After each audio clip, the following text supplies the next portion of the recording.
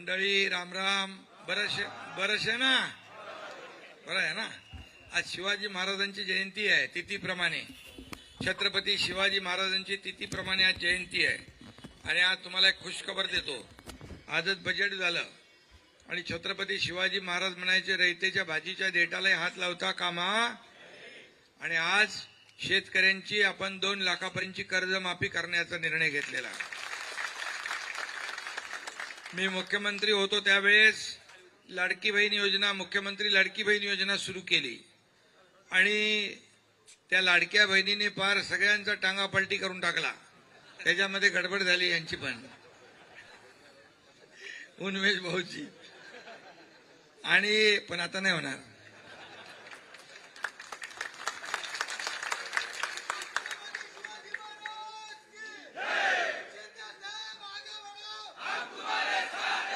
आणि तर ते त्यावेळेस लोकसभेनंतरची परिस्थिती आपण बघितली होती, पण विधानसभेला अगदी चमत्कार केला आणि लाडक्या बहिणींनी महायुतीचं सरकार आणलं. अनेक लोक विरोधातही गेले, पण लाडकी बहीण योजना आपण सुरू ठेवली. आणि किती कुणी काही बोललं, आणि आज बजेटमध्ये देखील लाडकी बहीण योजनेसाठी पैसे ठेवले आपण. मी नेहमी काय सांगतो, कुणी काही केलं, कुणी माईकाला आला तरी लाडकी बहीण योजना कधीही बंद होणार नाही. आणि मी नेहमी सांगायचो, मला विचारायचे पत्रकार, शेतकऱ्यांची कर्जमाफी कधी करणार? कर्जमाफी करणार. मुख्यमंत्री असताना आम्ही घोषणा केली होती शेतकऱ्यांची कर्जमाफी करण्याचा. आणि कधी करणार मी म्हणायचो योग्य वेळी करणार. आणि आज बजेटमध्ये महायुती सरकारने आम्ही निवडणुकीच्या वेळेस जे आश्वासन दिलं कर्जमाफीचं ते पूर्ण करून दाखवलं. आणि म्हणून आम्ही करतो ते, जे बोलतो ते करतो आणि वचनाला जागतो, अशी ही शिवसेना आहे. आणि म्हणूनच मी आपल्याला मनापासून या ठिकाणी शुभेच्छा देत असताना आपले खासदार उन्मेष पाटील यांचा आज एवढ्या मोठ्या प्रमाणावर प्रवेश आहे. आणि म्हणून त्यांनी अनेक उपक्रम केले. शासन आपल्या दारीचा तुम्ही विषय काढला इथं. शासकीय योजनांची जत्रा काय असते ते उन्मेष पाटील यांनी तिकडे जळगावमध्ये दाखवली. खरं म्हणजे योजना अगोदर पण होत्या, लाभही होते, लाभार्थी पण होते, परंतु त्या चक्रा मारणं, कचेरीवर खेटे मारणं, त्यामुळे लोक कंटाळून ते नाद सोडून द्यायचे. म्हणून आम्ही शासन आपल्या दारी हा कार्यक्रम सुरू केला. बाळासाहेब म्हणायचे, कार्यकर्ता आपल्या घरात नाही लोकांच्या दारात शोभून दिसतो. आणि त्याप्रमाणे आम्ही शासन सरकार लोकांच्या दारी घेऊन गेलो. आणि मी पाहिलं की उन्मेषने त्यावेळेस चांगला कार्यक्रम आयोजित केला होता. एका छताखाली सगळे फायदे, लाभ, योजना लोकांना मिळू लागल्या. जवळपास त्या योजनेमधून उन्मेष भाऊ 5 कोटी लोकांना फायदा झाला महाराष्ट्रामध्ये, 5 कोटी लोकांना. आणि म्हणून अशा प्रकारच्या योजना आपण राबवल्या. महायुतीचं सरकार आलं आणि म्हणून आज देखील अनेक योजना आपण जाहीरही केल्या.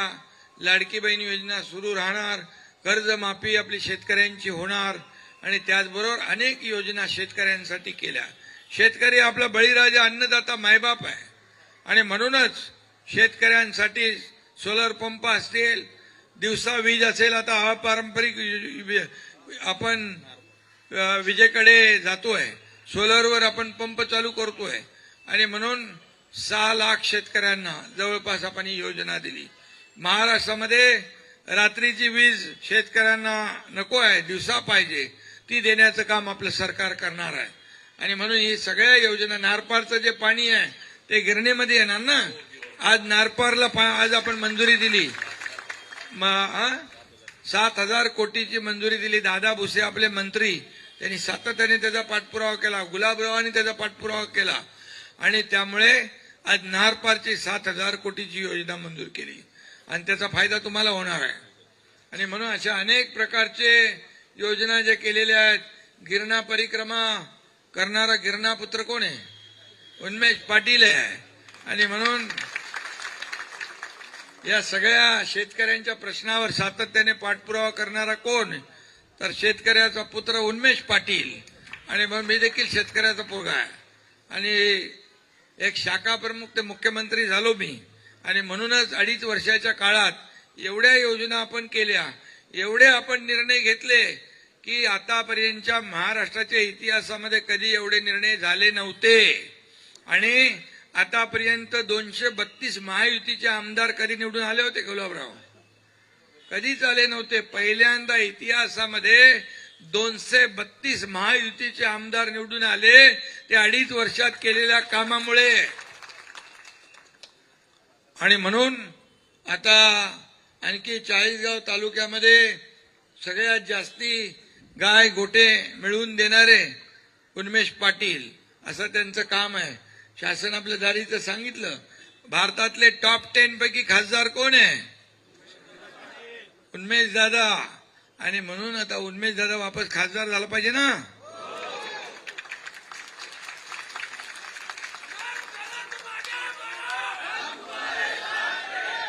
आणि म्हणून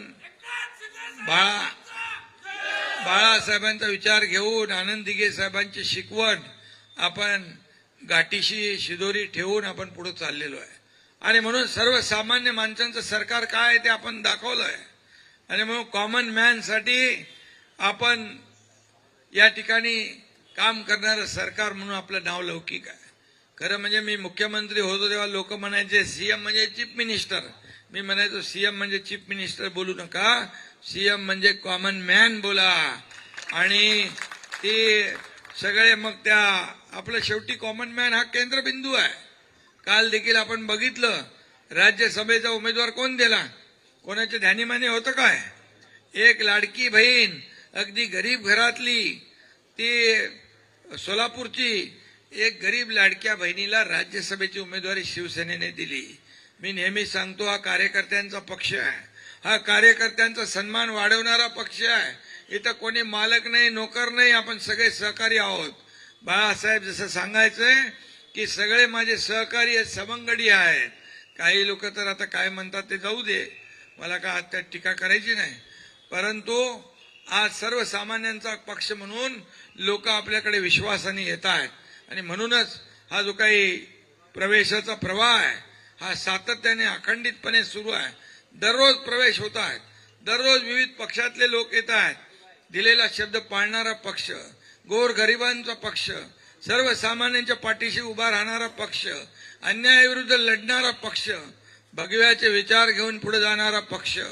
आणि म्हणूनच आपल्या या ठिकाणी लोकांचं प्रेम, आशीर्वाद, मला आनंद आहे की ज्या ज्या ठिकाणी मी कार्यक्रमाला जातो तर तिकडे लाडक्या बहिणी, लाडके भाऊ, ज्येष्ठ, लहान मुलं एवढे लोक आशीर्वाद देत असतात, प्रेमाने वाट पाहत असतात. हीच माझी कमाई आहे. बाकी प्रॉपर्टी वगैरे हे काय मला त्याच्यामध्ये मोह नाही आहे. प्रॉपर्टी किती कमवली, मालमत्ता किती कमवले, पैसे किती कमवले, यापेक्षा माणसं किती कमवली आणि माणसाचं प्रेम किती कमवलं हे मला महत्वाचं आहे. आणि म्हणूनच कार्यकर्ता म्हणून या ठिकाणी काम करण्याची संधी मला मिळाली आहे. आणि म्हणून कार्यकर्त्यांसाठी, या महाराष्ट्रातल्या जनतेसाठी आपल्याला काम करायचं आहे.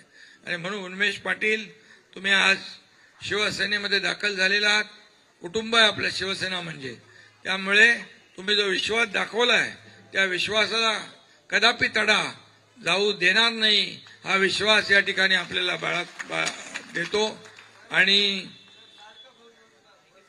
लाडका भाऊ योजना एक बंद पडलेली आहे ती युवा प्रशिक्षण ना, तर त्याचं देखील आता थोडा इकडे मी बोलतो, आता याच्यात बोलता येत नाही मला, समजलं की नाही. पण ते लाडका भाऊ पण योजना सुरू होईल, काळजी करू नका. कारण आपल्याला ते करायचंच आहे. शेवटी लोकांच्या हाताला काम मिळालं पाहिजे. प्रत्येकाच्या हाताला काम देणं, या राज्यामध्ये कोणी उपाशी झोपता कामा नये, बिना औषधाचा मरता कामा नये, शिक्षणापासून वंचित राहता कामा नये, बिना रोजगाराचा कोणी राहता कामा नये. आणि शेतकरी, माझा अन्नदाता, बळीदाता हा सुखी राहायला पाहिजे, समाधानी राहायला पाहिजे, हेच आमचं लक्ष आहे. बाकी काही आमचा अजेंडा नाही आहे. विकास हाच आमचा अजेंडा आहे. आणि म्हणून आज तुम्ही आलेला आहात. म्हणून मी मनापासून आपल्याला उन्मेष दादा शुभेच्छा देतो. यापुढे तुम्ही आता गुलाबराव इकडे आहेत, किशोरप्पा आहे, आपली सगळी टीम आहे. शिवसेना मजबूत करा, शिवसेना घराघरात पोचवा, शिवसेना लोकांच्या मनामनात पोचवा. कारण शिवसेनेला कुठलाही स्वार्थ नाही आहे. कुठल्याही प्रत्येकाला आपत्ती तिथं शिवसेना, संकट तिथं शिवसेना. अरे हा एकनाथ शिंदे जिथं जिथं संकट येतं तिथं पोचतो. ऑपरेशन सिंदूर झालं पाकिस्तानचं, पहलगामला मी गेलो, खासदार डॉक्टर श्रीकांत शिंदे ची टीम गेली. आता इकडे लढाई झाली इराण, इराक, इस्रायल, अमेरिकेची. तिथं 2 आपण खाजगी विमानं पाठवली, त्या लोकांना आणलं, या ठिकाणी सुरक्षित आणलं लढाई असताना देखील. आणि त्याचबरोबर या ठिकाणी शेकडो लोकांना आपण वेगवेगळ्या पद्धतीने इकडे आपल्या महाराष्ट्रामध्ये आणण्याचं काम केलं. तिथं संकट आहे, तिथं शिवसेना आहे. आणि म्हणून एका विश्वासाने तुम्ही आलेला आहात.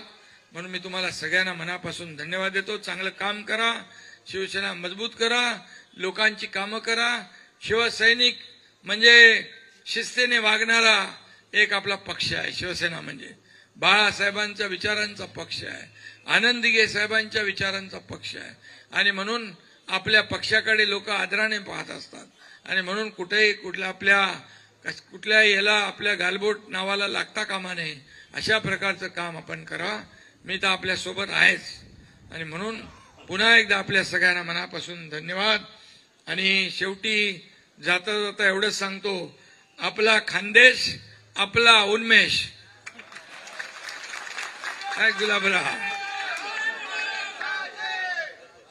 आपला खानदेश, आपला उन्मेष. अरे गुलाबराव खाली डायलॉग नाही मारता, मे बी आहे. सगळ्यांना खूप खूप शुभेच्छा, धन्यवाद. जय हिंद, जय महाराष्ट्र.